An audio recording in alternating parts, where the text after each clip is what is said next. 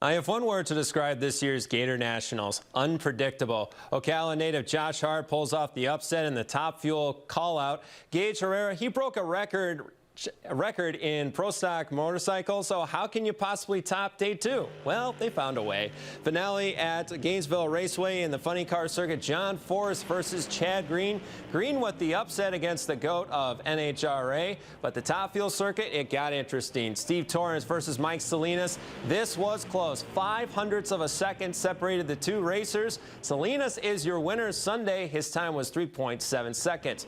Pro stock motorcycle, Gage Herrera made history on Saturday and personally on Sunday. His first pro stock win of his career with a time of 6.7 seconds. Back to the funny car, Mike Hagan pulls off the win to close out the day at 3.7 seconds. We spoke to Salinas, who didn't hold back on what he told his team before racing season.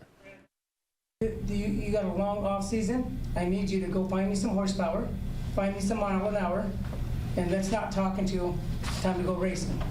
Don't care what you do, how you do it, find it. And evidently they found it.